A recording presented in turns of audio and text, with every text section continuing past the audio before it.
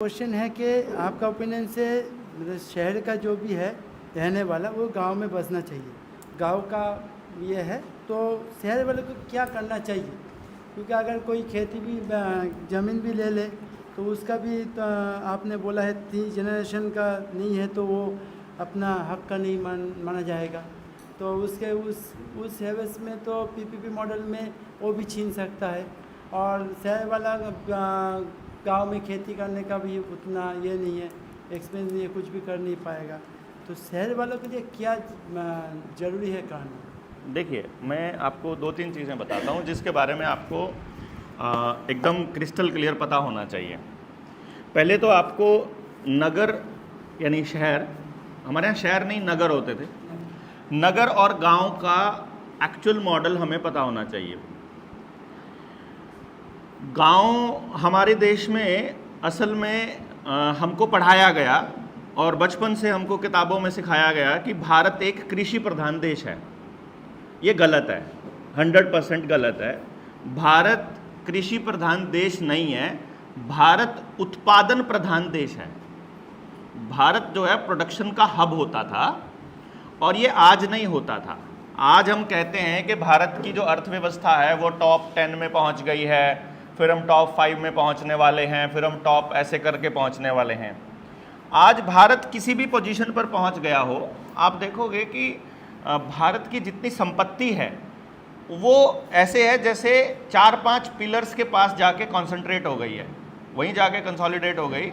मतलब एक पिलर भी अगर गिरता है, यानी अगर आज अडानी बर्बाद होने लग जाए शेयर मार्केट में, और शेयर मार्केट क्योंकि वॉल स्ट्रीट न्यूयॉर्क में है वहाँ से चलती है और वो लंदन वाले कंट्रोल करते हैं और वह एक्चुअली इजराइल से ही कंट्रोल होता है। तो कहने का मतलब ये हुआ कि यानी अगर इजराइल इशारा कर दे और वर्ल्ड वॉर आ जाए और अडानी के शेयर गिर जाएं, अंबानी के शेयर गिर जाएं, तो जितना पैसा आम पब्लिक का वहाँ लगा हुआ है वो सारा का सारा चौपट हो जाएगा। अभी 4-5 दिन पहले क्या हुआ आपने देखा होगा, आज 25 तारीख है, 25 मार्च 2024, एक हफ्ता पहले मार्केट में क्रैश हुआ था, ठीक है। अब आपने कभी भी अखबार को ध्यान से नहीं पढ़ा, अखबार आपको कैसे मैनिपुलेट करता है। अखबार में हेडलाइन आई कि मार्केट क्रैश हुई, उसमें निवेशकों का यानी इन्वेस्टर्स का 14 लाख करोड़ रुपया डूबा और 1 लाख करोड़ रुपया अडानी के डूबे। उसमें 1 लाख करोड़ रुपया अडानी का डूबा, लेकिन 13 लाख करोड़ किसके थे ये किसी को ने बताया नहीं। तो जो आम पब्लिक है उसने कितना इन्वेस्ट किया हुआ है, किसी ने 20,000, किसी ने 2 लाख, किसी ने 4 लाख, किसी ने 1 लाख, किसी ने 70,000, ऐसा करके किया हुआ है। तो वो जिसने 2,000 रुपया इन्वेस्ट किया या 2 लाख इन्वेस्ट किया हुआ है या जो हर रोज़ इन्वेस्ट कर रहा है, उस आदमी को ये संतुष्टि हो गई, ये उसको ये सेटिस्फेक्शन हो गया कि अडानी का क्योंकि 13 लाख मतलब 1 लाख करोड़ डूबा है तो कोई बात नहीं है, तो बाकी पब्लिक का 13 लाख करोड़ डूबा है, यानी वो हमारा पैसा है जो 13 लाख करोड़ डूबा है। और वो कोई भी TV news channel, media house, अखबार आपको नहीं बताएगा कि वो आम पब्लिक का पैसा है। और वो कौन है ज़्यादातर? या तो वो शहर में रहने वाला आदमी है जिसके पास हराम का पैसा आता है। हराम का पैसा कौन सा है? जो सबसे वाहियात पैसा है, जो कमाई है, वो एक तो ब्याज की कमाई होती है, अगर कोई पैसे से ब्याज कमाता है, और एक किराए की कमाई होती है। किराया जो है वो हराम है, यानी कि किराए मतलब ये समझ लेना, अगर आपको अपने बेटा बेटी की शादी करनी है और अगर कोई अपनी प्रॉपर्टी के कहता है कि इतनी प्रॉपर्टी है और इतनी प्रॉपर्टी से इतना किराया आता है, ये समझ लो उसका घर आने वाले वक्त में बर्बाद होने वाला है। क्योंकि अगर आप कर्म से पैसा नहीं कमा रहे हो, कर्म को ही प्रधान माना गया है अपने देश के अंदर ना, बड़ा एक नियम है बड़ा स्पष्ट। यदि हम कर पैसा नहीं कमा रहे हैं, आपके बाप ने किया था, वो प्रॉपर्टी बना दी और उससे आपका किराया मिल रहा है, वो हराम का पैसा है असल में। और वो हराम का पैसा किसी के भी घर में आएगा, वो सुख शांति लेकर नहीं आ सकता।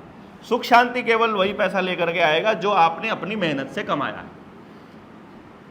तो अभी हम लोग क्या करते हैं, जैसे मैं वेंचर शुरू करता हूँ, कोई बिजनेस बाहर, हम लोग कोई छोटा मोटा कोई कॉन्ट्रैक्ट लेते हैं किसी एजुकेशनल इंस्टीट्यूट का, एजुकेशन सेक्टर में, तो जितना भी पैसा हम लोग अर्न करते हैं वहाँ से, मेरा एक नियम है, मैं उस पैसे को कभी घर नहीं लेकर जाता हूँ, क्योंकि वो जिन्होंने कमाया है टीम ने, वो उनका हक बनता है। तो तुम कमाओ, उनको हम बोल देते हैं कि तुम इसमें से, मेरे को जब ज़रूरत पड़ेगी मैं तुमसे मांग लूँगा। बट मतलब ऑब्वियसली साइंस, जैसे अभी फॉर एग्जांपल अभी आप लोग ये सब सीख रहे हो, तो ये कितना बड़ा प्रोजेक्ट है, कि जैसे एक बच्चा वो आया है, एक बच्चा ये आया है, एक बच्चा कल उनका आया था, तो इनको क्या इच्छा हुआ कि फटाफट जो है सर जो है आए हुए लोग हैं तो सर से हम लोग अपने बच्चों का काउंसलिंग कर लें और हम इनका पता चल जाए और हमको हमारा फ़ायदा हो जाएगा, है ना। और फिर हमने क्या सोचा कि भाई आए हुए इनको तो हम लोग इंक्लूड कर ही लेते हैं। मैंने इनको बोला कि देखो अगर आपको अपना काउंसलिंग कराना है तो चंडीगढ़ आइए, वहीं आइए, अदरवाइज़ आप सबके लिए सीखिए। सबके लिए जब आप सीखोगे तो आपको ये तो यानी कि जिसको भी पता चलेगा कि भाई हमारे पास ये टेक्निक है, सबको एकदम से मन में ये आएगा कि अच्छा नहीं मुझे पता है, मतलब मैं ये कह रहा हूँ जैसे हाँ, नो प्रॉब्लम, वो कोई बात डोंट माइंड, लेकिन मेरा वो बात उस फ्लो में था, उसको नहीं लेना। पॉइंट ये था कि मैं ये कह रहा था कि आप सबके लिए सीखिए, उसमें आपका बच्चा होगा ऑब्वियसली यार। जब आप सबके भले के लिए बात कर रहे हो, काम कर रहे हो, उसमें आपका नुकसान कैसे हो सकता है? लॉन्ग रन में आपका फ़ायदा ही होना है। तो अल्टीमेटली क्या हुआ कि किसी स्कूल से हमें कॉन्ट्रैक्ट मिल गया कि स्कूल में बात किया, स्कूल के मालिक को पसंद आ गया कि यार आप लोगों का तो प्रोजेक्ट बहुत अच्छा है, अगर हमारे बच्चों को पता चल जाए उनका टैलेंट तो हम उनको स्कूल में ही तैयार कर सकते हैं, बहुत अच्छे से एक ऐसा स्कूल बना सकते हैं।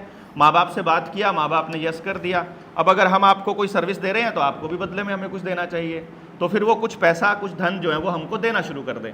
तो हम अगर नॉमिनल सा भी चार्जेस लेना शुरू करते हैं तो जैसे दिल्ली जैसे शहर में तो हमारे जो कॉन्ट्रैक्ट्स होते हैं, मान लो हम एक पेरेंट से 15,000 रुपये भी चार्ज करते हैं, तो 4,000 से कम बच्चा किसी स्कूल में नहीं है, तो 6-6 करोड़ रुपए एक स्कूल से आ जाता है पैसा, ठीक है। अब वो जो पैसा आता है वो हमारा ये ध्येय रहता है कि वो पूरी टीम को डिस्ट्रीब्यूट होना चाहिए।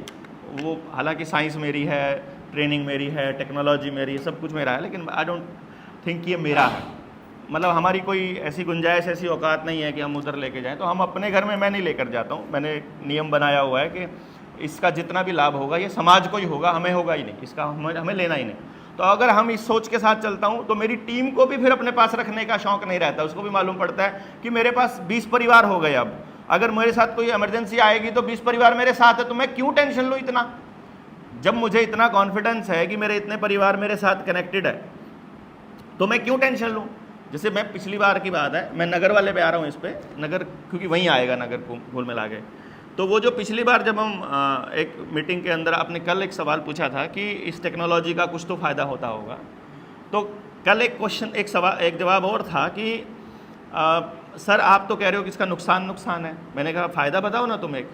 बोला मेरी माँ घर में अकेली है और वो बीमार रहती है, तो मैं अपनी माँ के साथ अभी टच में रह सकता हूँ इस फ़ोन की बदौलत। अगर ये फ़ोन मेरी माँ के पास ना हो और मेरे पास ना हो तो हम फ़ोन पे टच में नहीं रह सकते और मुझे पता भी नहीं चलेगा मेरी माँ को कुछ हो जाए तो मैंने उससे पूछा तुम स्पाइडरमैन हो या तुम सुपरमैन हो या तुम आयरन मैन हो कि बटन दबाओगे और तुम फट से तुम्हारी माँ के पास पहुँच जाओगे। भाई तुम्हारी माँ को तकलीफ हो गई, अभी पेट में दर्द हो गया, क्या करोगे तुम यहाँ बैठे हो, तुम्हारी माँ वहाँ बैठी है, ये टेक्नोलॉजी क्या कर लेगी? फ़ोन उठा के ले जाएगा तेरी माँ को हॉस्पिटल में। फ़ोन से सिर्फ तुम्हें पता चलेगा तो तुम क्या करोगे? तुम किसी को कॉल करोगे, पड़ोसी को कॉल करोगे या किसी को, पड़ोसी से तुम्हारे बजा हुआ जूता, पड़ोसी बोले बाढ़ में जाए तुम्हें कोई लेना देना नहीं है। तुम दोस्त को फ़ोन करोगे, जब दोस्त बोले मेरे पास तो गाड़ी नहीं है, चल मैं अरेंज करता हूँ, फिर वो किसी दोस्त के पास फ़ोन करेगा, उसकी गाड़ी दूसरे की पंचर हो गई है, फिर तीसरे को दोस्त को फ़ोन करेगा। ये चल रहा है। टेक्नोलॉजी क्या कर रही है? कन्फ्यूज़ कर रही है ना। टेक्नोलॉजी क्या कर रही है? परेशान कर रही है, टेक्नोलॉजी तकलीफ़ दे रही है। बट अगर ऐसा हो कि भाई ये जो मेरा घर है इससे इधर 5 घर हैं, वहाँ भी हम प्यार से रहते हैं, इधर 5 घर हैं, वहाँ भी हम प्यार से रहते हैं और हम एक दूसरे से कनेक्टेड हैं, फिर आपकी ज़रूरत ही नहीं है भाई बेटे की। उनके वहाँ और बेटे भी हैं उस माँ के। अभी तो आपको लग रहा है आप ही बेटे हो ना उसके, पर वो अगर वो 10 घर तुमने कमाए होते तो वहाँ 3 बेटे ऑलरेडी होते तुम्हारे, तुम्हें ज़रूरत नहीं थी। तुम फिरो जहाँ तुम्हें फिरना है, वहाँ तुम्हें तकलीफ हो गई, वो अपने आप पड़ोसी को आवाज़ लगाएगी, पड़ोसी आके अपने आप कर ले। तो असली काम तो पड़ोस आएगा ना। धन, असली धन पड़ोस है। असली धन क्या है? धन असली आप पैसा कमाते हो, पैसे से आप क्या करते हो? क्या खरीदते हो? खाने का खरीदते हो, जमीन से आता है। कपड़ा खरीदते हो, जमीन से आता है। कपड़ा जमीन से आता है ना, कहीं से भी आता है, जमीन से आता है ना, फैक्ट्री से नहीं आता है कपड़ा, जमीन से आता है। ज़मीन में कपास उगेगी, वो कपास से हम सूत काटेंगे, उससे कॉटन बनेगा, उस कॉटन से फिर उस कॉटन पे डाई करना होता है, उस पर रंग करना होता है। वो डाई भी पौधों से मिलती है, वो भी प्लांट से मिलती है, यानी वो भी ज़मीन से आती है। ठीक है, रंग ज़मीन से आता है। चमड़ा किससे आता है? एनिमल से आता है। एनिमल खाना कहाँ से खाते हैं? ज़मीन से खाते हैं। यानी कि चमड़ा भी पहनते हो तो ज़मीन से आता है। कांच भी ज़मीन में से निकलता है, घर पे नहीं बना सकते हम। लोहा भी ज़मीन से निकलता है, एल्यूमिनियम भी ज़मीन से निकलता है, सोना भी ज़मीन से निकलता है, कोयला भी, यानी ये बिजली भी ज़मीन से निकलती है। और कोई नाम बताओ जो आप यूज़ करते हो जो ज़मीन से नहीं निकलता है। कुछ भी ज़मीन से नहीं निकलता हो, बता दो आप हमें को। सबसे बड़ा धन ज़मीन है। ऐसा कैसे हो सकता है कि जिसके पास ज़मीन है उसके आगे तो लिखा जाता है किताबों के अंदर, पहली लाइन में आपको कहानियां पढ़ाई जाती हैं। क्या पढ़ाई जाता है पता है? एक निर्धन किसान था। किसान को निर्धन बोलते हैं। उसके पास सारा धन है, उसके पास जमीन है, उसके पास पशु है, उसके पास पशुधन है, मेहनत का धन है, सेहत का धन है, सूरज है, चांद है, हवा है। रात को सोता है तो ऊपर सारे तारे दिखाई देते हैं। ये दिल्ली में रहती है, दिखता है कोई तारा? कभी नजर नहीं आता, आसमान ही दिखता नहीं है किधर को। आप यहाँ रहते हो, महानगर में रहते हो, दिखता है कभी तारा? कभी देखा है? पता है क्या होता है? लाइट नहीं रहता है, पॉल्यूशन रहता है, धुआं इतना, शहर के ऊपर धुएं ने इतना आवरण डोल रखा है कि आप गैस चैम्बर में बैठे हो। आप, शहर नहीं है ये, गैस चैम्बर्स हैं बेसिकली। अपने बच्चों को जहरीली हवा खिला रहे हो, असल में अपने हाथों से अपने बच्चों की किलिंग कर रहे हो। एंड आप नहीं, आप गाँव में जाओगे, खुला आसमान देखो, पहाड़ पे जाते हो, अच्छा फील होता है। क्यों होता है? Fresh air. यहाँ के पेड़ काट के यहाँ उसको कहते हो विकास, और फिर फ्रेश एयर लेने पहाड़ जाते हो। क्या कमाल करते हो यार, हैं? मतलब शहर में पहले अपने जंगल काटेंगे। अभी कह रहे हैं, सरकार क्या कहती है? पानी बचाओ, लेकिन आपकी टूटी 24 घंटे खाली चलाएगी। ठीक है, सरकार आपको कहती है कि बिजली बचाओ, बिजली बचाओ, लेकिन बड़ी बड़ी इंडस्ट्रीज चलाएगी। ऐसी इंडस्ट्री को प्रमोट नहीं करेगी जो बिना बिजली के चल सकती है। कपड़ा बिना बिजली के बन सकता है, बनता है, अभी हमारे सर्कल्स में बन रहा है ऑलरेडी। हम सिखाएंगे आने वाले टाइम में, जब हम गाँव के इस डेवलपमेंट पे काम करेंगे तो हम इस पूरे मॉडल पे आएंगे। लेकिन बात यह है, कुछ भी ऐसा नहीं है जिसके लिए हमें मशीन की ज़रूरत हो। अभी कहते हैं कि आप मतलब जो है पर्यावरण को बचाओ, एनवायरनमेंट को बचाओ। क्या आपको मालूम है कि एक सड़क बनाने के लिए कितना पहाड़ तोड़ना पड़ता है? वो बजरी, रेत, कोलतार लाने के लिए, वहाँ से फिर वो ट्रक जो आएगा चल के, उसके जो टायर इस्तेमाल होंगे, जो डीजल यूज़ होगा, जो उसके अंदर लोहा यूज़ होता है जो ट्रक बनाने के लिए, वो लोहा खोलने के लिए कितने जंगल काटने पड़ते हैं। वो जो लिथियम की बैटरी बनाने के लिए, वो लिथियम के कश्मीर के कितने जंगल काटने हैं, अभी अंदाज़ा है आपको? जो अभी वहाँ एल्यूमिनियम का बॉक्साइट और मिला है और सोने का और मिला है हसदेव के अंदर, वहाँ 2 लाख एकड़ ज़मीन में से जंगल काटे जा रहे हैं, और आप एक पेड़ लगा के पर्यावरण बचाओगे? इंडस्ट्रीज़ के लिए जंगल काटने पड़ते हैं, और गाँव के लिए जंगल काटना नहीं पड़ता, गाँव जंगल बनाता है अपना। यानी कि अगर कोई चीज़ एनवायरनमेंट फ्रेंडली है तो वो गाँव है, और जो शहर है वो गैस चैम्बर के अलावा कुछ नहीं है। लेकिन अब असली मॉडल पे आते हैं जिसकी मैं बात कर रहा था, जहां से क्वेश्चन अराइज होता है। क्वेश्चन अराइज होता है कि शहर के लोग सरवाइव कैसे करें। पहले यह है कि शहर की ज़रूरत कहां पड़ती है, शहर की ज़रूरत कहां है। जब सब कुछ हमारे गांव में पैदा हो रहा है या हम कर सकते हैं, या इस गांव में सारा नहीं हो सकता है तो आधा इस गांव में होता है, तो आधा इस गांव में होता है, तो सामान के बदले सामान लेना मतलब धन के बदले धन लेना। यहाँ तक तो बिल्कुल सही चलेगा। और मैं ये भी प्रूव करूँगा कि जिसको आप धन मानते हो, पैसा जिसके लिए आप काम कर रहे हो, वो फ्रॉड है, वो नकली है। मैं इसको लास्ट में प्रूव करूँगा एंड ऑफ द डे। बाकी जो लोग रुपए वाला मेरा खेल समझते हैं उनको पता है, जो रुपया छापने का खेल अगर आपको रिजर्व बैंक का पता हो तो मालूम पड़ जाएगा। CBDC किस किस को मालूम है? यूज़ करके देखा है? किसी ने यूज़ किया है उनमें से? अगर यूज़ करोगे तो आपको पता चलेगा डिजिटल करेंसी में 2 रुपये से स्टार्ट है, 1 रुपया नहीं है उसके अंदर। मालूम है क्यों है? क्योंकि भारत की करेंसी रुपया है और वो रुपया है, वो भारत की करेंसी नहीं है। CBDC सेंट्रल बैंक की करेंसी है, और सेंट्रल बैंक रिजर्व बैंक नहीं है। Central bank bank of England को बोलते हैं। आपके नोट के ऊपर लिखा है guaranteed by central bank, reserve bank का जो नोट होता है। 1 रुपए के नोट पे लिखा होता है इतना बड़ा बड़ा भारत सरकार, और 1 रुपए के अलावा जितने भी नोट लिखे होते हैं they are not currency note. Currency note केवल एक है 1 रुपए का, और बाकी के जितने नोट हैं they are all bank notes, और वो जारी किए हैं रिजर्व बैंक ने, और रिजर्व बैंक सरकारी बैंक नहीं है। मद्रास हाई कोर्ट का फैसला है 2020 का 19 का, उसमें स्पष्ट लिखा है bank employees and RBI employees are not government employees. हैं?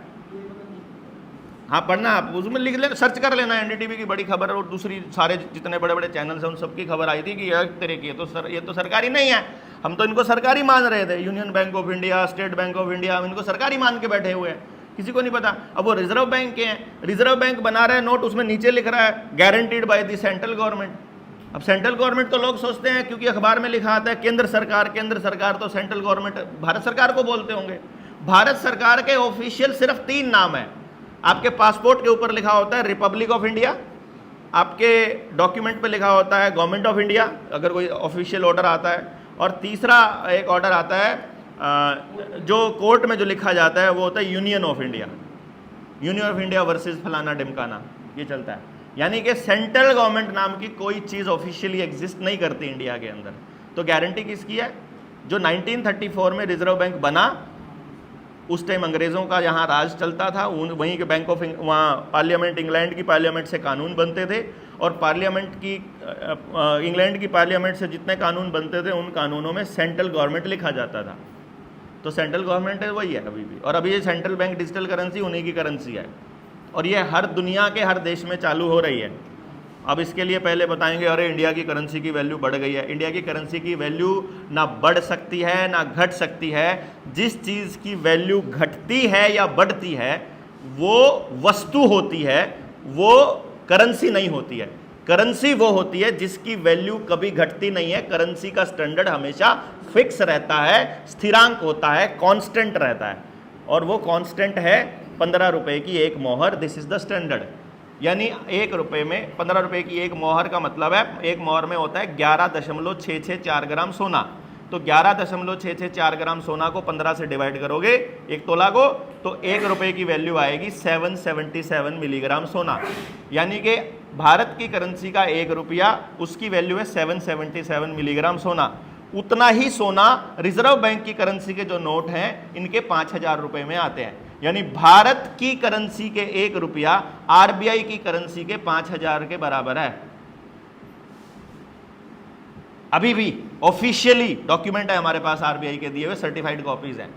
तो जो आपको जो दिया जा रहा है वो रिजर्व बैंक का पैसा दिया जा रहा है, और क्योंकि आप भारत के नागरिक हो, आप जो मेहनत कर रहे हो वो आप ये सोचकर कमा रहे हो कि मैं भारत का रुपया कमा रहा हूं, लेकिन आप रिजर्व बैंक का रुपया कमा रहे हो। और रिजर्व बैंक रॉथस्चिल्ड फैमिली का है, जिस फैमिली के अंडर में वर्ल्ड बैंक आता है, सारे दुनिया के जितने से रिजर्व बैंक आते हैं सारे उसी के अंडर आते हैं।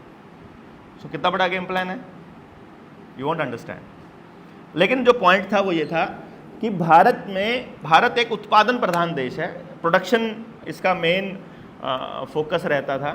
तो जब सब कुछ प्रोड्यूस हम लोग करते थे तो जो बाकी बच गया, गाँव को जितनी ज़रूरत है उसके बाद क्या, क्योंकि गाँव की जो प्रोडक्शन है उसका अगर आप कैलकुलेशन करोगे, अभी तो क्या हुआ, अभी तो गांव के अंदर हमने सिर्फ ऐसे एक मोनोक्रॉपिंग शुरू कर दी, एक ही क्रॉप हम बोना शुरू कर दिया कि ये गांव में सिर्फ इसकी होगी। जैसे आपके बंगाल के गांव में जाएंगे तो इधर शायद फिशिंग धान का होता है और फिशिंग का होता है, 2 ही रहता है। तो बाकी इंडस्ट्रीज जो हैं वो धीरे धीरे गायब हो रही हैं। आपकी आर्ट कल्चर आपका बहुत रिच है, जूट होता था खूब आपके यहाँ पे, फिर ये ताड़ से आप दूध भी निकालते होते थे, है ना, हैं, हाँ, कपड़ा आप लोग यूज़ करते थे।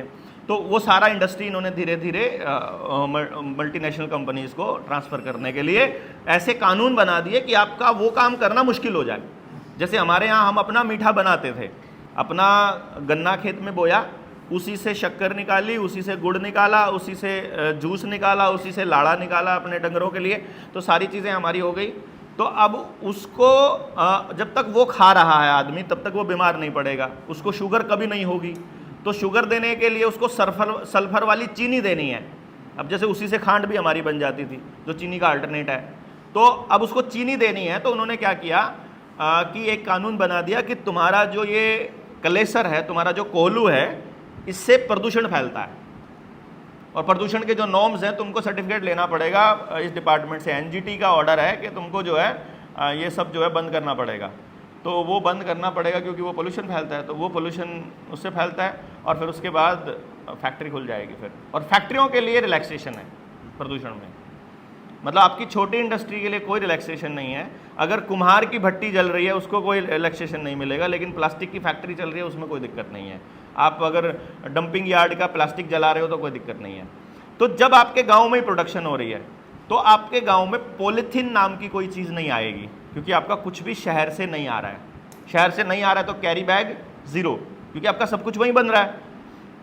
और चूंकि आप वेस्ट मटेरियल से चीज़ें बनाना जानते हो, तो जो दूसरे प्लास्टिक के कट्टे हैं, दूसरी चीज़ें हैं, उससे आप झोले बना लेते हो, तो और उन्हीं झोलों को झोलों के रूप में यूज़ करते हो। या फिर कपड़ा जब आपका अपना है, आपने अपना कॉटन है आपके पास है, जूट के थैले हम लोग रूटीन में अपने बस्ते स्कूल में यूज़ ले जाने के लिए और फिर वो सब यूज़ करते होते थे।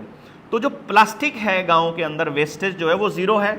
जो वेस्टेज बची वो कौन सी बची? फल सब्जियों की बची, वो डंगरों के आगे डल जाएगी, तो जो हमारा पशुधन है वो उसको खा जाएगा, या फिर जो खाद है उसमें चली जाएगी।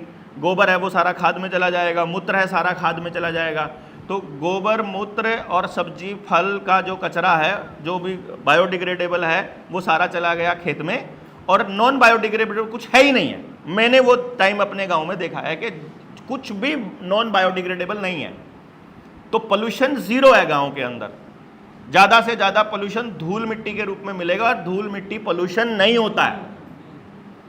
धूल मिट्टी पोल्यूशन नहीं होता है। धूल मिट्टी से किसी को एलर्जी नहीं होती है।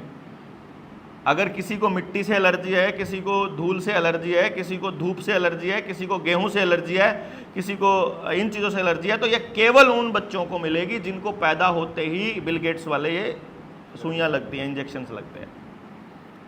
जो अनवैक्सीनेटेड बच्चा है, उसको, जिसकी माँ ने कभी कोई वैक्सीन नहीं लगवाई या उसने लगवाई, उसको कभी कोई एलर्जी मैंने आज तक नहीं देखी।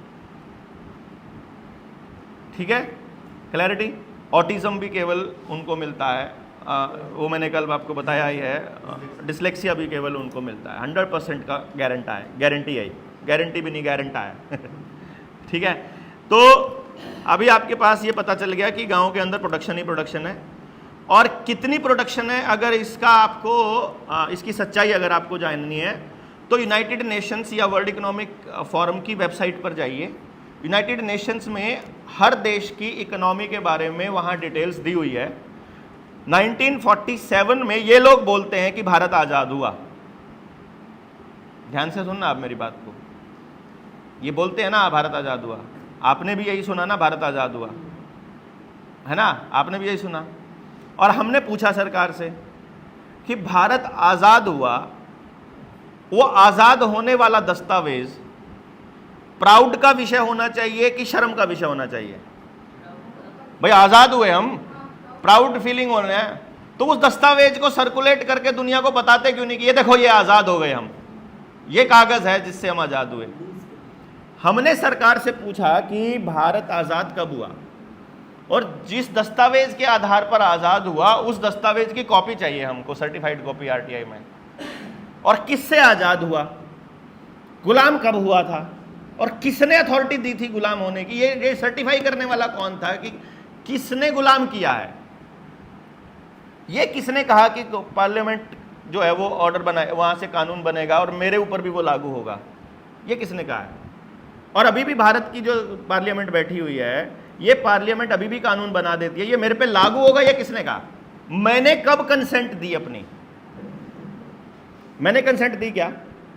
अगर मैंने कंसेंट नहीं दी तो मेरे ऊपर सरकार का कोई भी कानून जो है वो लागू नहीं होता। अगर मैं कंसेंट नहीं देता हूं तो वो तो मैं विरोध नहीं कर रहा हूं, इसलिए मेरी कंसेंट वो मान लेते हैं उसको।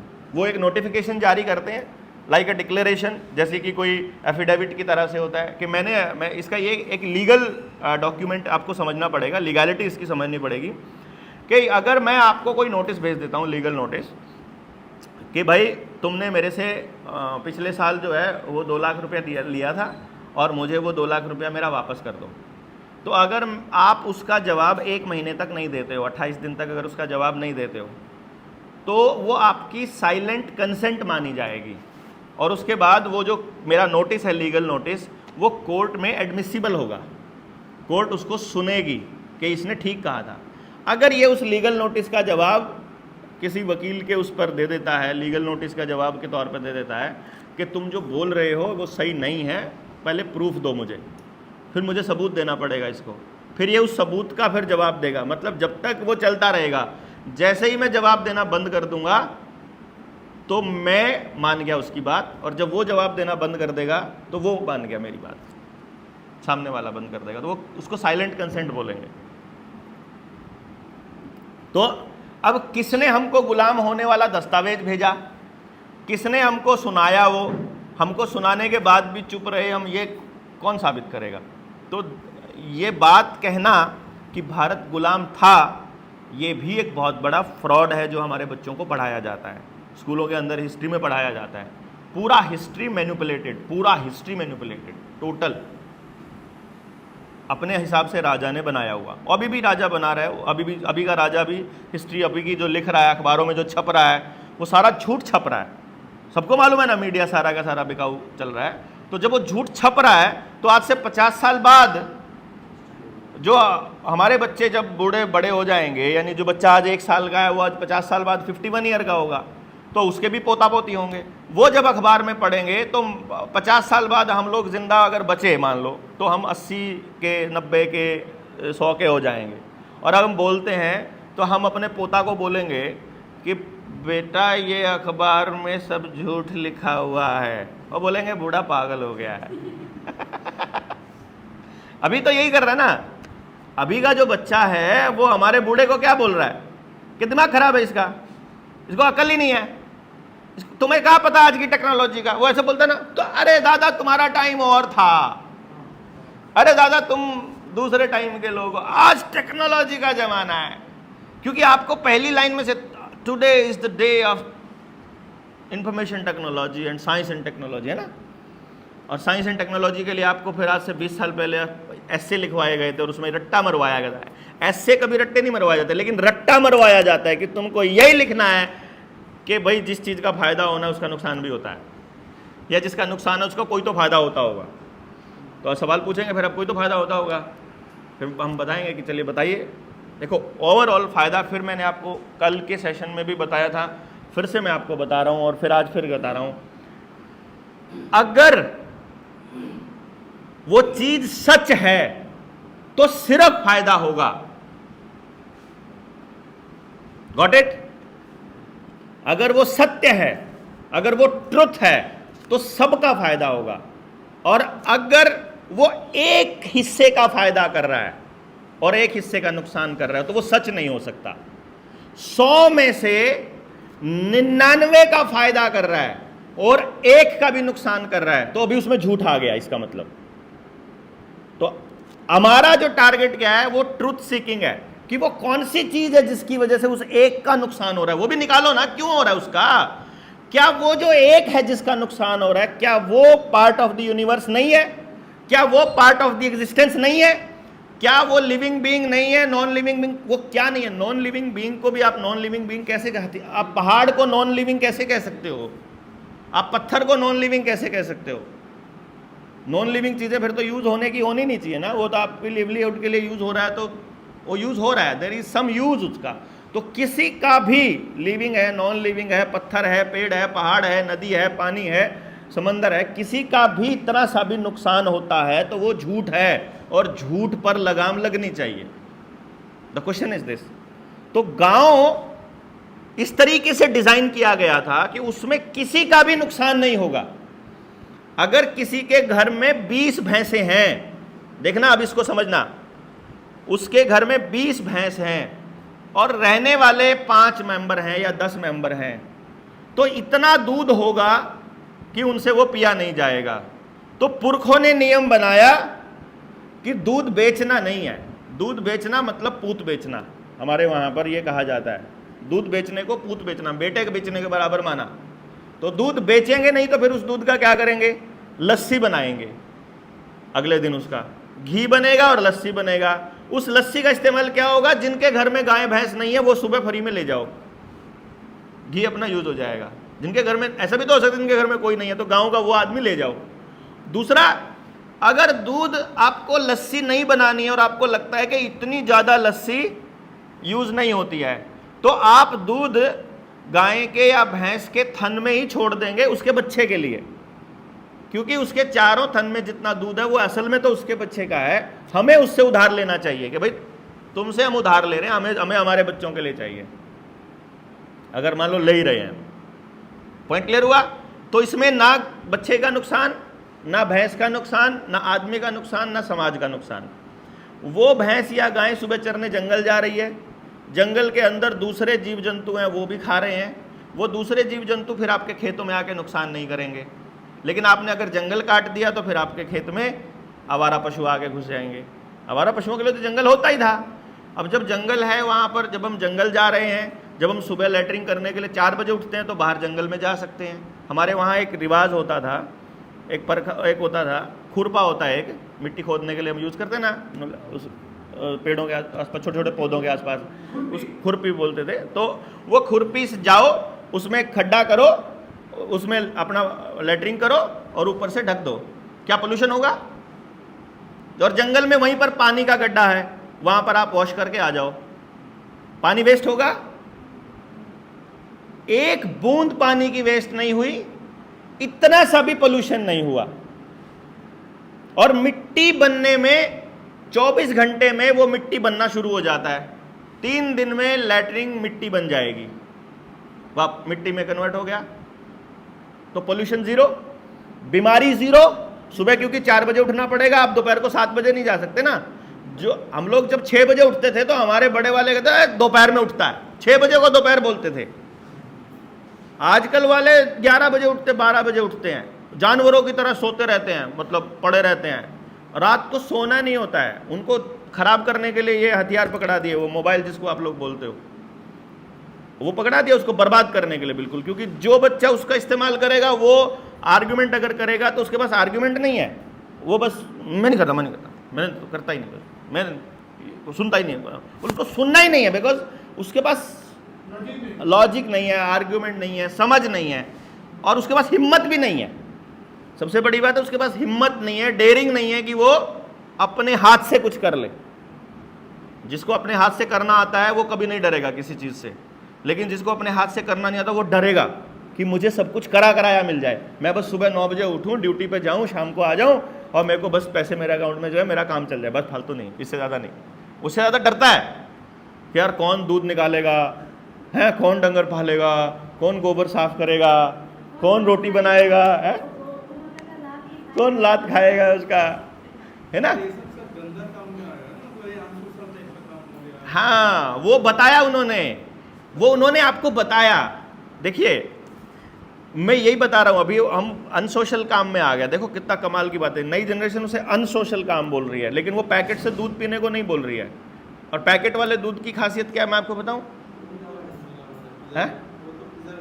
अरे प्रिजर्वेटिव नहीं, प्रिजर्वेटिव तो मिलता ही मिलता है, उससे तो जो कैंसर होता है वो तो होता ही है। उसके अलावा क्या होता है, आर्टिफिशियल कलर नहीं होता वो, मैं बताता हूँ। हम गए थे एक दूध के बड़ा प्लांट था उसके अंदर, तो वो उसमें वो होता ना स्ट्रॉबेरी वाला दूध और जैस्मिन के दुपट्टे जैसा कलर का दूध होता है ना, उसमें क्या होता है, मैंने उसको बोला कि यार ये इसमें वो क्यों हिला रहे हो तुम? कहते हैं इसको ब्लीचिंग कर रहे हैं, इसकी ना दूध की ब्लीचिंग, उसको वाइट कर रहे हैं।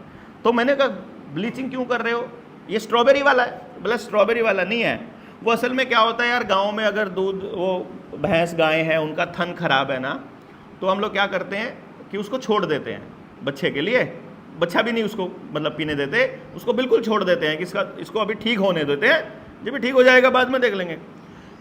अब बोलते हैं हमारे यहाँ इसमें जो काम करने वाले लड़के हैं ना, वो इतने अकल नहीं है उनको, ठीक है।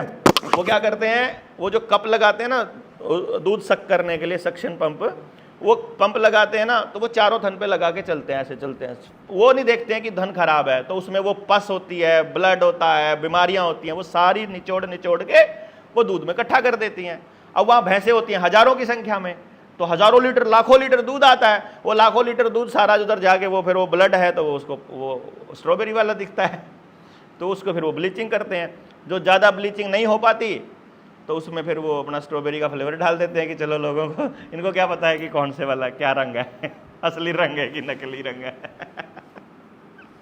ठीक है, और फिर हम वो पैकेट वाला दूध बड़ा शान से पीते हैं। अभी तो हम तो इस दूध, ये दूध पीता है इंडिया, वो दूध पीता है इंडिया।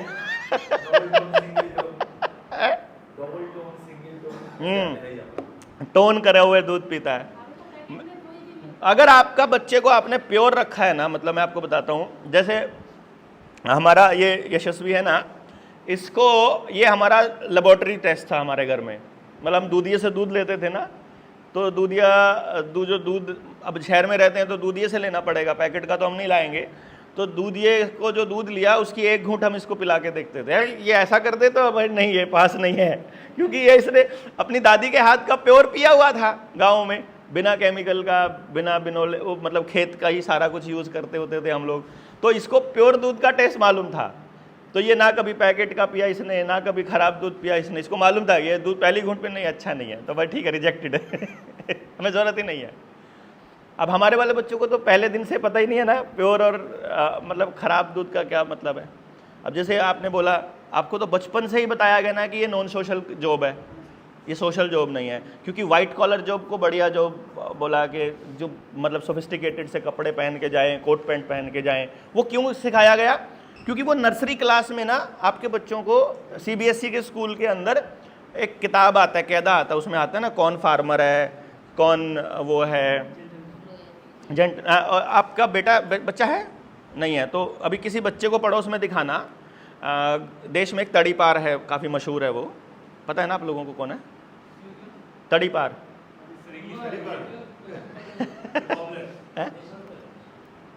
है? तड़ीपार होता है जिसको कोर्ट ने तड़ीपार किया होता है कि तुम शहर में, तुम स्टेट में एंटर नहीं कर सकते।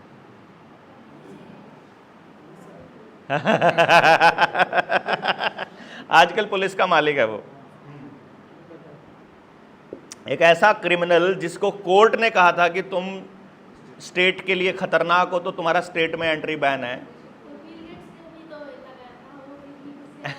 वो उसी के रास्ते, उसी के साथ मिल गया है।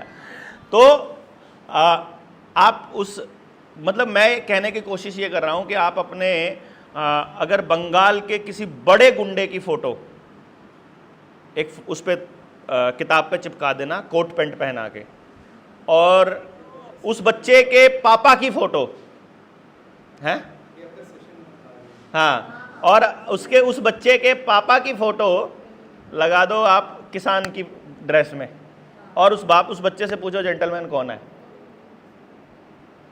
तो वो अपने बाप को कभी जेंटलमैन नहीं बोलेगा, क्योंकि उस बच्चे को जेंटलमैन कपड़ों से सिखाया गया है, ना कि उसके कर्म से। और यही सबसे बड़ी भूल है हमारी, सबसे बड़ी भूल है। हमने जब बोला अगर आपको बहुत सारे साफ सुथरे कपड़े रखने हैं तो आपको बहुत से कपड़े खरीदने पड़ेंगे, उतने कपड़े जितने आपको ज़रूरत भी नहीं है। मतलब मैं तो अपने से कैलकुलेशन कर सकता हूँ, अपने और अपने सर्कल से कैलकुलेशन कर सकता हूँ कि हमारे पास ऐसे बहुत से कपड़े अभी भी हमारी अलमारी में रखे होंगे जो हमें पहने हुए बहुत दिन हो गए, जो हम पहनते भी नहीं हैं, लेकिन पता नहीं किस उम्मीद में रखें कि पता नहीं कब पहनेंगे, है कि नहीं? मतलब हम ज़रूरत से ज़्यादा हमने संग्रह किया हुआ है। वो जिसको अनसोशल काम करने वाला आदमी बोलते हो, वो केवल उतने ही कपड़े खरीदता है जितने उसे ज़रूरत है। जब उसे साफ सुथरे कपड़े पहनने का समय आता है, वो कोई खास ओकेजन है, घर में कोई शादी ब्याह का ऐसा माहौल है, तो उस मौके के लिए उसने 1-2 जोड़ी मैक्सिमम रखा हुआ है, उससे ज़्यादा नहीं रखा हुआ। वो उसको रेगुलर नहीं पहन, रेगुलर पहनने के लिए उसने एक ही रंग को पहन के, वो कहते हैं सफ़ेद पहनना शुरू कर दो, आपके पास 1 जोड़ी है कि 2, किसी को पता ही नहीं चलेगा। लेकिन रंग बिरंगे पहनना शुरू करोगे तो फिर अब रंग बिरंगे कॉटन में नहीं चलेंगे, तो दूसरे कपड़ा लेना पड़ेगा। दूसरा कपड़ा क्या करता है? आपकी सेहत को ख़राब करता है। आपको मालूम है ये जो पैंट है ये असल में आपकी हेल्थ के लिए कितनी खतरनाक है? हाँ, सेशन अलग लेंगे इसका जब हेल्थ वाले पार्ट पे आएंगे। मतलब हमारे स्टेट में हमारे भारत में इसकी खासियत क्या है, मौसम के हिसाब से पहनावा है। जहाँ का जैसा मौसम है उसके हिसाब से वहाँ का पहनावा है। हिमाचल का अलग है, राजस्थान का अलग है, हरियाणा पंजाब का अलग, इधर आ जाओगे मध्य प्रदेश अलग, फिर इधर अलग, टोपी भी अलग टाइप की है। तो इतना साइंटिफिक है ये। अब उन्होंने कहा कि जब तक ये अपने पहनावे को नहीं छोड़ेंगे तब तक ये हमारे रंग में नहीं रंगेंगे, और जब तक ये हमारे रंग में नहीं रंगेंगे तब तक हम इनके काम को गाली देना शुरू नहीं कर सकते। जब ये अपने मम्मी पापा को गाली देंगे तभी तो हम इसके मम्मी पापा को गाली दे पाएंगे। तो पहले इन्होंने फिल्मों के जरिए ऐसी फिल्में बनाई जिसमें बच्चा कॉलेज में जा रहा है, बल्कि उससे भी पहले इन्होंने ऐसी माहौल बनाया कि गांव का एक बच्चा शहर में भेज दिया पढ़ने के लिए, और वहीं से उसे पैकेज मिल गया और वो ऑस्ट्रेलिया चला गया बीटेक करके, और उस प्रोसेस में उसका बड़ा पैकेज लग गया। तो फिर गांव में चर्चा होने लगी कि यार फलाने का बेटा को इतने का पैकेज मिल गया, तो अब मुझे भी गांव छोड़ना है भाई। सबकी कोशिश हो जाएगी गांव छोड़ के भाग, गाड़ी मिल गई, घर मिल गया, तो उनको लगा ज़िंदगी आसान हो गई। और फिर क्या हो गया कि वो जो बंदा जिसकी ज़िंदगी आसान हुई, हमने कहा, वो सब जोर लगाने लगे अपने अपने बच्चों को पढ़ाने के लिए। और जब पढ़ाने के लिए जोर लगाया तो हर बंदे ने अपनी औलाद को बोला कि बेटा डंगरों को पानी मैं पिला लूँगा, तू तो पढ़ ले, खेत में काम मैं कर लूँगा, तू तो पढ़ ले, रोटी मैं बना लूँगी बेटी, तू तो पढ़ ले, सफाई मैं कर दूँगी, तू पढ़ ले। यानी जो काम अपने काम थे, अपने कपड़े धोना, अपना साफ सफाई करना, अपना बिस्तर लगाना, अपना काम को उन्होंने कहा ये मैं करूँगी, तुम पढ़ लो। और फिर बच्चे ने सोचा कि सिर्फ पढ़ना ही काम है, बाकी सब बेवकूफ़ी है, क्योंकि उसके माँ बाप ने खुद ही कहा है कि ये वाला काम तो पागलों का काम है, ये काम तो बेवकूफ़ों का काम है, इंटेलिजेंट लोगों का काम तो सिर्फ पढ़ने का है। फिर वो सिर्फ पढ़ने बैठ गया। अब पढ़ने के बाद अगर बात करें नौकरी की, तो नौकरी की परसेंटेज मिलेगी 0.01%, तो नॉन नौकरी वाले रहेंगे 99.9%। तो अब वो कहेंगे फिर कहीं भी दिला दो, क्योंकि वो कहेंगे एक्सपीरियंस तो होएगा ही, चलो कुछ ही लगा लो, मतलब किधर भी लगा लो। फिर वो इस लेवल पे चले गए कि अपने ही गांव में ATM लगा हुआ है तो उसकी चौकीदारी भी करने को तैयार है। फिर वो इस लेवल पे आ गए। अब वो इसका मतलब पढ़ने के लिए जब गांव से निकला तो फिर एक मूवी में दिखाया कि कॉलेज में बच्चा अपने दोस्तों के साथ मौज मस्ती कर रहा है, कोल्ड ड्रिंक वगैरह पी रहा है कैंटीन में बैठा, और उसका बाप अपने बेटे से प्रेम से मिलने जाता है। तो उसका बाप क्योंकि किसान था तो अपने धोती कुर्ता में था, तो वो उसको देख के ही उसे शर्म आने लगती है, और वो अपने दोस्त उसके पूछते हैं ये कौन था, तुम्हारा पिताजी? ना ना ना ना, ये तो हमारे घर का नौकर है। देखोगे ना सबने ये फिल्म इस टाइप की, सबने देखी है टोटली। वो नए बच्चों को ऐसा बिहेव करने के लिए तैयार करते हैं। आप देखना जिनका बच्चा आजकल कार्टून ज्यादा देखता है ना, जो कार्टूनों में रहता है, वो अपने मम्मी पापा से कैसे बात करेगा? बस क्या मम्मी आप तो दिमाग खराब कर देते हो मेरा, मुझे नहीं करना है ये। जैसे कार्टून्स में जिस तरह के डायलॉग बोले जाते हैं बिल्कुल डिट्टो वैसे ही बोलते हैं। यानी टीवी बेसिकली आपके बिहेवियर को डिजाइन कर रहा है। तो आपको फिर ये पहले माँ बाप ने ही आपको भगाया था इस काम से, फिर उसने सिस्टम ने भगा दिया, अब आप वापस गांव की तरफ जाते हुए डरते हो। लेकिन कमाल की बात क्या है, सोचा आपने कभी कि अब पता चलता है कि गैस की रोटी खाने से तो गैस्ट्रिक बनती है एक पेट में। अब पता चल रहा है कि खड़े होकर खाना बनाने से तो यूट्रस कैंसर के चांसेस बढ़ रहे हैं, ब्रेस्ट कैंसर के चांसेस बढ़ रहे हैं। तो नीचे बैठ के जो खाना बनाती थी हमारी औरतें वो तो बढ़िया थी। अभी सरकार प्रमोट कर रही है कि हमने धुएं से निजात दिला दी इतनी करोड़ औरतों को गैस सिलेंडर देकर। अभी पता चल रहा है कि जब वो धुएं में काम करती थी तो उस टाइम उनकी आंखें गीली रहती थी, जिसकी वजह से वो आंखें कभी खराब नहीं होती थी। तो मैंने कभी किसी बुजुर्ग लेडी को चश्मा लगा देखा ही नहीं। जो धुएं में काम करती थी तब तो चश्मे लगते नहीं थे, तब तो आंखें किसी की खराब नहीं थी। ये मोतियाबिंद आंखों का है क्या, ग्लूकोमा, ड्राई हो जाना, हाँ, आंखों का ड्राई हो जाना। और ये सारी बीमारियां कब हुई? जब से स्क्रीन आई और जब से गैस आई। क्योंकि जब आप काम करते हो तो आप नेचुरली आंखें ब्लिंक करते हो, लेकिन जब आप टीवी देखते हो, स्पेशली जब आप पास से देखते हो या गेम खेलते हो, तो आप ऐसे देखते हो। कभी बच्चे को देखना आप, वो ब्लिंक ही नहीं करता है, वो मिस नहीं करना चाहता उस मोमेंट को, तो ब्लिंक नहीं करेगा। तो वो यानी इसका मतलब क्या हुआ कि अच्छा गैस, अभी जंगल है तो आपके पास लकड़ियों की कमी नहीं है, घर में पशु है तो आपके पास उपलों की कमी नहीं है, लेकिन गैस अगर बंद कर दे, सोचो आप शहर से अब गांव की तरफ चलते हैं, अगर शहर में गैस बंद कर दे सरकार, तो आपके पास ईंधन रूप में क्या है? और कानून बना दे कि तुम लकड़ी जलाओगे तो तुमको इतना जुर्माना लगेगा क्योंकि ये पोल्यूशन फैलता है। Then what next? Packet food देंगे, और पैकेट फूड में प्रिजर्वेटिव है, प्रिजर्वेटिव मतलब कैंसर। अभी तो ये भी पता चला था ना, मैकडोनल्ड का पता चला था आप लोगों को ना, उसमें क्या क्या मिलाते हैं वो, है ना। और कई तो कंपनियां ऐसी हैं, नाम लूंगा तो वो मुकदमा कर देंगे, ले ही दिया वैसे मैंने, लेकिन कई तो कंपनियां ऐसी हैं जो ह्यूमन मीट मिलाते हैं उसके अंदर, आदमी का मांस, बच्चों का, हाँ बच्चों का मांस या कीड़े, इंसेक्ट प्रोटीन्स, और वो मिला के खिलाते हैं। अब मज़ा क्या है कि जो आपने कभी अगर टाइगर के बारे में, इधर आपके यहाँ तो टाइगर खूब मिलता है बंगाल में, आदमखोर अगर कोई हो जाए, अगर मैन ईटिंग हो जाए, तो वो फिर दूसरे जानवर को नहीं खाता है, आदमी का मांस मीठा लगता है उसको। तो जो खाने वाले प्रोडक्ट्स हैं, पैक्ड फूड हैं, उनमें जिस फूड में वो छोटे बच्चों का वो मिला देंगे, काट के उसको भून के उसका पाउडर, वो हमको टेस्टी लगेगा, तो वो बच्चा फिर दूसरा प्रोडक्ट नहीं खाएगा, दूसरी कंपनी का पिज़्ज़ा नहीं खाएगा, दूसरी कंपनी का बर्गर नहीं खाएगा, उसी का खाएगा, वही टेस्टी लगता है। आपके टेस्ट बड्स जो हैं, चारों तरफ तो यही चीज है, बचेंगे।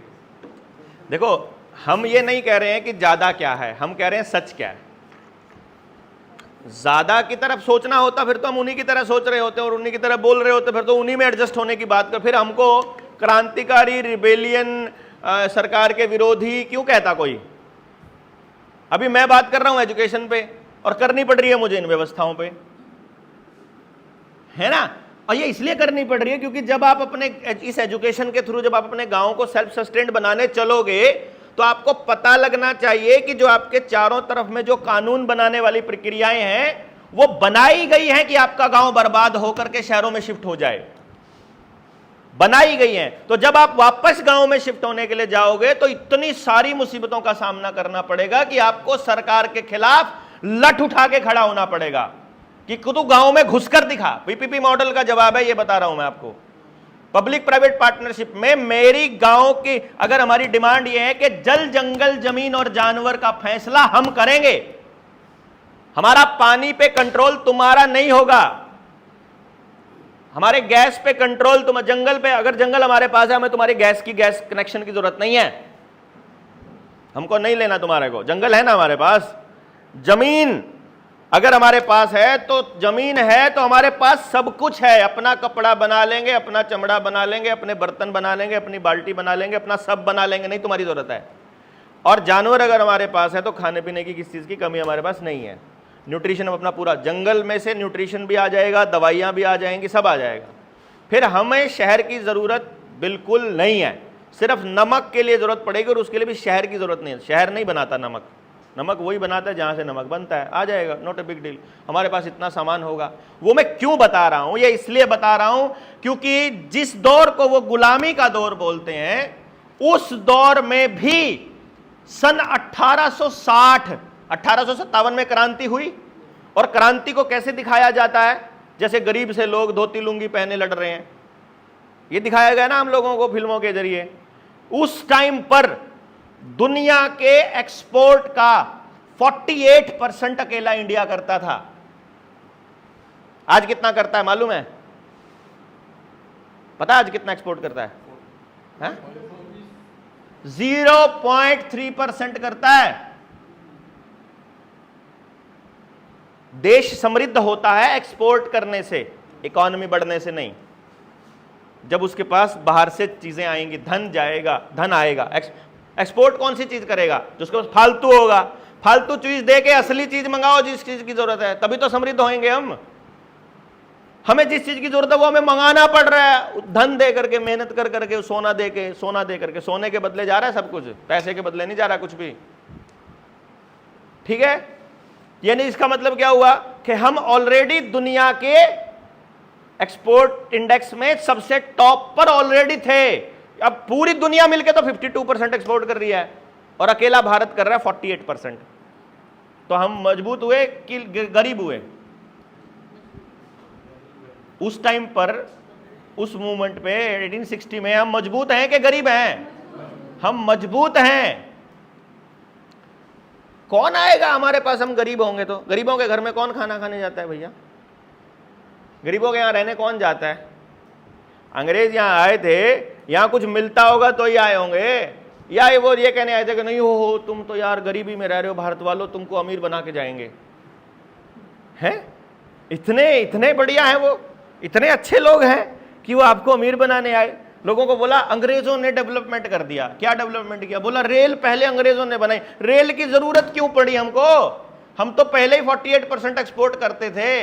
अरे उनको फटाफट ढोना था भैया। इंग्लैंड में वो सारा सोना, कोयला, चांदी, धन जितना पड़ा था, मसाले, चाय, सब जो हमारे पास यहाँ अवेलेबल था, वो सब कुछ उनको फटाफट बंदरगाह तक लेकर जाना था। उसके लिए वो रेल बनाई थी। अभी भी क्या लगता है आपको? वंदे भारत रेल बनाई है, स्पीड वाली रेल बनाई है। अभी तो लोग, दुनिया को तो यह दिखाई देता है कि स्पीड वाली रेल बनी है, अलग से पटरी बना दी उसकी जिस पे वो चलती है, क्योंकि वो स्पीड से चलती है। अरे किसी की अक्ल काम नहीं कर रही है, वो दिन में सिर्फ एक चलती है और उसके बराबर में 10 मालगाड़ियां चलती हैं, डबल डेकर, बड़े बड़े कंटेनर्स भर भर के, जो सारे उन बंदरगाहों की तरफ चल रहे हैं। लगातार पूरा देश खाली किया जा रहा है इस टाइम पे। और वो अगर इन ट्रैक पे दौड़ रही होती, वो ट्रैक्स अडानी की या बड़ी इंडस्ट्रीज की, अगर नॉर्मल ट्रैक पे दौड़ रही होती तो हमारी सारी ट्रेनें बंद करनी पड़ती। इसलिए पहले उन्होंने अपने लिए अपने रोड बनाए। ये जो भारतमाला का प्रोजेक्ट है, जो बड़े बड़े एलिवेटेड 20-20 फुट के ऊंचे एलिवेटेड हाईवे हैं, ये उनका सामान ढोने के लिए हैं, ये हमारे लिए नहीं है मेरे भाई। हम तो चलेंगे तो टैक्स दिए बिना तो एंट्री नहीं है। पहले वो डंडा सा लेके खड़े हो जाते हैं, पहले एंट्री कराओ, कहां से चढ़े हो, और फिर उसके बाद जहां से उतरोगे पैसे देके उतरना, जितने किलोमीटर चले उतना पैसा। और अभी तो गडकरी साहब बोल रहे हैं, अरे चिंता मत करो, तुम्हारी गाड़ी स्टार्ट होते ही जीपीएस चालू हो जाएगा, गाड़ी स्टार्ट होते ही टैक्स चालू हो जाएगा। तुमने जैसे गाड़ी बंद करी, गली में चक्कर काट के आओगे तो भी घर रुकते ही पैसा कटेगा खाते में से। अभी तो रुको, जीपीएस बेस्ड गाड़ियां आ रही है ना। यानी कि शहर की जरूरत किस लिए थी कि गांव से जो एक्स्ट्रा उत्पादन हुआ वो आकर के शहर में स्टोर हुआ। जो शहर में रह रहे हैं, फिर जो ट्रेडर्स हैं, जो ट्रेड करने वाले लोग हैं, वो ट्रेडर्स फिर अपने मतलब का रख लेंगे जितना उनको चाहिए, और जो बाकी बचेगा उसको एक्सपोर्ट करेंगे, और एक्सपोर्ट करके उसका प्रॉफिट उस आदमी तक पहुंचाएंगे, अपना हिस्सा रख के, जिस आदमी को का वो राशन पानी था। तो उससे क्या होगा? किसी को भी नुकसान नहीं हो रहा है। उसके पास अपने रास्ते हैं, ट्रेडर के पास अपना सामान ढोने के लिए। अब ये तो हो गया पार्ट एक। अब दूसरे पार्ट की तरफ आते हैं कि क्या भारत की इकोनॉमी इसी लेवल पर थी? अभी कह रहे हैं कि वो टॉप इकोनॉमीज में से एक है। 1860 का इंडेक्स उठा के फिर देखो यूनाइटेड नेशन का, इंडिया, भारत दुनिया की टॉप 2 इकोनॉमीज में आता है। या तो पहले नंबर पर है या दूसरे नंबर पर है। और ना केवल 1860 में, 1870 तक, 1880 तक, 1890 तक, 90s तक, जब तक भारत से अंग्रेज गए नहीं तब तक दुनिया की सबसे बड़ी इकोनॉमी भारत रहा। और जैसे ही अंग्रेज गए 1947 में, 14 अगस्त 1947 को भारत दुनिया की टॉप इकोनॉमीज में आता है, और 16 अगस्त को भारत टॉप 10 में भी नहीं है। पता है आपको ये बात है? और ये किसी को नहीं आइडिया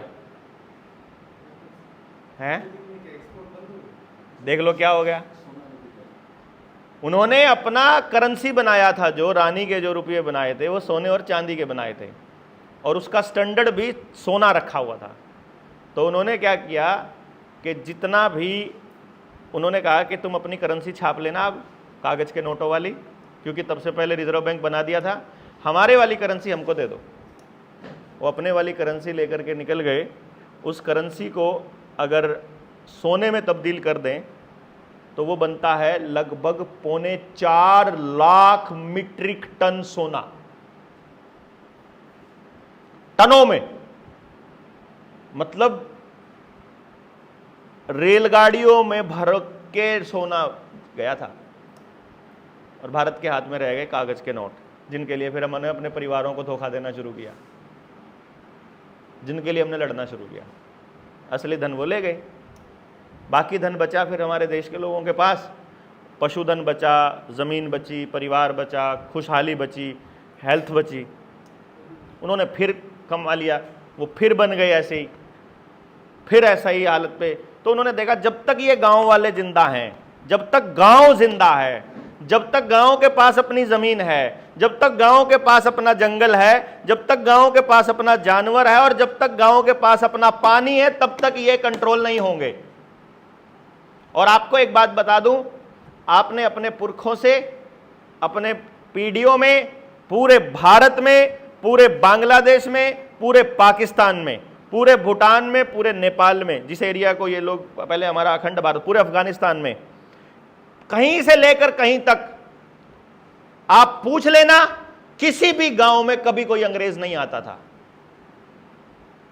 गांव फ्री थे, जिसको वो गुलामी कहते हैं। उस दौर में भी अगर कोई चीज फ्री थी तो केवल गांव थे, क्योंकि गांव के किसी आदमी को अंग्रेजों से कुछ लेना था ही नहीं, और पूरा गांव संगठित था। एक आदमी ने जो कह दिया, कबीले के सरदार ने जो कह दिया, जो गांव का सरपंच प्रधान जिसको बोलते हैं, वो कबीले का सरदार है, और कबीले के सरदार ने जो कह दिया तो सारा कबीला फिर मरने कटने को तैयार है। और उनको पता है कि ये लोगों को साथ पंगा मत लो, तो उन्होंने हमको छोड़ दिया था। जो ट्राइबल लोगों के लिए अलग से कानून बने हैं वो क्या हैं, अगर इसकी डेप्थ में जाओगे तो आपको पता चलेगा कि गांव भी कबीला है। गांव के पास अपना जंगल है, अपनी जमीन है, अपने जानवर हैं, और गांव अपनी ही व्यवस्था में रहता है। तो गांव के ऊपर भी आईपीसी नहीं लगती है जब तक गांव का व्यक्ति सरकार से कोई बेनिफिट नहीं लेता। इसीलिए उन्होंने ये बेनिफिट देने शुरू किए कि आपके बच्चों के लिए स्कूल बना दिया। स्कूल तो गांव वालों ने बनाया हुआ है अपनी जमीन देकर। आप अपने गांव वालों से पता करो, आपके गांव की जमीन है वो, आपके गांव के लोगों ने डोनेशन दे के बनाई थी, आपके गांव के लोगों की मेहनत लगी है। सरकार का कुछ नहीं है जिसको सरकारी स्कूल बोलते हो आप, वो गांव का स्कूल है, वो गांव की जमीन पर गांव के लोगों ने बनाया हुआ है। सरकार ने तो फिर बाद में पैसे दे देकर, टीचर्स भेज करके अपने उन जमीनों पे ऊपर कब्जा करना शुरू किया, और पैदा होते ही से लेकर मरने तक हर आदमी को कुछ भीख देनी शुरू करी, जिसको स्टाइफंड, किसी को स्कॉलरशिप, किसी को पेंशन बोलते हैं। वो भीख है असल में, ताकि आदमी का जमीर गिरा रहे, ताकि आदमी मरा रहे, उसकी आत्मा, क्योंकि जिसको भी फ्री में कुछ मिल जाएगा उसकी आत्मा मर गई समझो। वो समाज के किसी काम का नहीं, वो कबाड़ है, मतलब समाज पे बोझ है वो। यानी जिसने कुछ भी फ्री का ले लिया तो, और वो फिर पता है, अब कबाड़ तो विरोध कभी करेगा नहीं ना। कबाड़ का तो क्या है, हवा आई उधर ही बह चलेगा, कह देगा भाई ज्यादातर लोग जिधर जा रहे हैं चलते हैं, क्या जरूरत है विद्रोह करने की। जो सॉलिड चीज है वही तो टिकेगी ना, और जितनी सॉलिड होगी, जिसकी जड़ें जितनी गहरी में होंगी, उसी को उतना बड़ा तूफान भी नहीं हिला पाएगा। जड़ों को काटना जरूरी है तो शहरों को बसाना जरूरी है, और गांवों को उजाड़ना जरूरी है उनके हिसाब से। और अगर हमको अपना जड़ बचानी है, अपने बच्चे बचाने हैं, तो गांव बचाना पड़ेगा, समझे ना। ऑप्शन ही नहीं है आपके पास। तो गांव बचाना है तो गांव को प्रोडक्शन पे लेके आना पड़ेगा। प्रोडक्शन पे लेके आना है तो गांव के लोगों की सोच बदलनी पड़ेगी। गांव के लोगों की सोच बदलने के लिए समय चाहिए। अब मैं आप लोगों के लिए बंगाल में चौथी विजिट है मेरी, अब 4 दिन के लिए आया हूं। अब इस्तेमाल करिए जितना करा जाता है। आपने कितना टाइम दिया है इस दौरान बीच में समाज को, गांव को समझाने के लिए? 0। तो कैसे सोच बदलेगी भाई? अभी कल आपने क्या बोला रात को, दिमाग का दही बन गया, दिमाग तो खराब हो गया, दिमाग तो पलट गया, चीज़ें खराब लगने, सब वेस्टेज लग रहा है, सब खराब, पता लग रहा है कि ज़िंदगी जितनी जी है सब वेस्टेज है। आप तो कम से कम ठीक है, अभी 70-70 साल के लोग ऐसे हैं जिनको अब पूछूं ना मैं लिख करके अपनी ज़िंदगी के अचीवमेंट बताओ तो लिखने को कुछ भी नहीं है उनके पास, जीरो। जिस चीज़ के लिए दोस्तों से धोखा किया, जिस चीज़ के लिए सब किया, वो सब करके अब आज वो आ गई, अब उसको एंजॉय करने लायक नहीं है। शरीर में 24 घंटे दर्द रहता है, परिवार में 24 घंटे कलेश रहता है, बेटा बात करके राजी नहीं है, बहू मतलब ताने मारती है, पत्नी कहती है तूने इनके चक्कर में मेरे से भी कभी टाइम नहीं दिया, अब तू भी भाड़ में जा। तो घर में कुछ है ही नहीं, तो किसके लिए कमाया? फिर तो ये जो पंखों की कंपनी है, बिजली कंपनी है, पेट्रोल कंपनी है, गाड़ी की कंपनी है, जूते की कंपनी है, कपड़ों की कंपनी है, फिर तो कंपनियों के लिए कमाया, ब्रांडेड आइटम्स के लिए कमा रहे हो हम। तो अपने लिए तो कमा ही नहीं रहे ना, अपने लिए समय नहीं, अपने परिवार के लिए समय नहीं, अपनी सेहत के लिए समय नहीं, शरीर के लिए समय नहीं, जमीन के लिए कोई समय नहीं, अपनी आत्मा को बचाने के लिए कोई समय नहीं। और जिसके पास अपने लिए समय नहीं, जो अपना नहीं वो किसी का नहीं हो सकता, है कि नहीं? और मेरे को एक साथी एक बोला था, अंकल जी कह रहे थे, बोला तुम अपने शरीर पर कितना समय देते हो? मैं कहा मैं तो नहीं दे पाता। बोला जब तू अपना ही नहीं है तो किसका होएगा, फिर तो देश का कैसे करेगा? मैंने कहा बात तो आपने ठीक कही है, तो मेरा तो बॉडी क्लॉक सारा खराब हुआ पड़ा है। अब मैं ये कह दूं अपने बॉडी को, या मैं प्रण ले लूं कि मैं सुबह 3 बजे 4 बजे एक्सरसाइज पक्का किया करूंगा, तो 3 बजे क्या पता मैं फ्लाइट में हूं, है? अब मैं ये भी नहीं कह सकता, तो फिर मैं तो यही कहता हूँ जिस टाइम भी समय मिलता है मैं तो तभी कर लेता हूँ।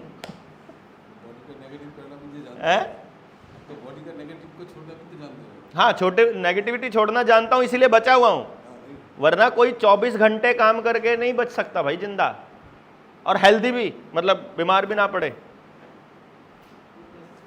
हैं? वो एडवांस कोर्स में ये एडवांस कोर्स में आएगा इतने में इतना ही मिलेगा। जितना हम अपने ऊपर काम करते जाएंगे, जितना हम कनेक्ट होते जाएंगे, उतना चीज़ों को एक दूसरे से लेते जाएंगे। जो जो चीज़ें अच्छी हैं वो लेते जाओ, जो जो छोड़ने की हैं वो छोड़ते जाओ, यही तो करना है।